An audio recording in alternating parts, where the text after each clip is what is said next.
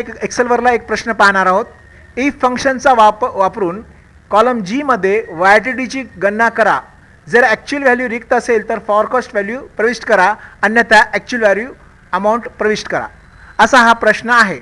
चला आपण हा प्रश्न सोडवूया. ही वर्कशीट आहे. एक टेबल दिलेला आहे. या ठिकाणी फॉरकास्ट व्हॅल्यूचा हा कॉलम आहे, ॲक्च्युअल व्हॅल्यूचा हा कॉलम आहे. इथं आपल्याला वायटीडीची व्हॅल्यू इथं फाइंड आउट करायची आहे. तर इथं प्रश्न काय आहे की ॲक्च्युअल व्हॅल्यू इथं दिलेली आहे. जर इथे व्हॅल्यू असेल तर ही व्हॅल्यू इथं यायला पाहिजे, या वायटीडीवर यायला पाहिजे. जर या ठिकाणी व्हॅल्यू नाही तर ही जी फॉरकास्ट व्हॅल्यू आहे ती या वायटीडीवर यायला पाहिजे इथं.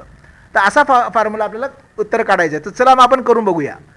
इथं या ठिकाणी जायचं आहे. आपण इथे एक फॉर्म्युला यायचा आहे, इक्वल टू इफ असं लिहायचं आहे, कंस द्यायचं आहे.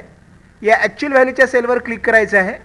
इथं ग्रेटर दॅन 0 असं लिहायचं आहे, कॉमा द्यायचं आहे.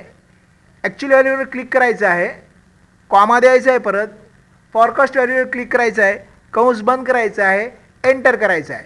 बघा आता ही व्हॅल्यू इथली व्हॅल्यू इथं आली, कारण ॲक्च्युअल व्हॅल्यू दिलेली आहे. आता ह्या ड्रग करतो. या ठिकाणी मी ड्रग केल्यानंतर पूर्ण असं खाली आलं. आता बघा इथं ही फॉरकास्ट व्हॅल्यू नाही, या ठिकाणी ॲक्च्युअल व्हॅल्यू नाही, फॉरकास्ट व्हॅल्यू आहे.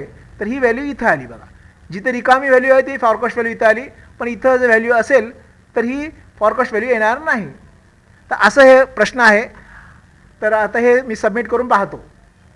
बघा उत्तर, अभिनंदन, तुमचं उत्तर बरोबर आलेलं आहे. तर अशा प्रकारे हा आपण प्रश्न करून दाखवला. हा व्हिडिओ आवडला तर नक्कीच लाईक करा, शेअर करा.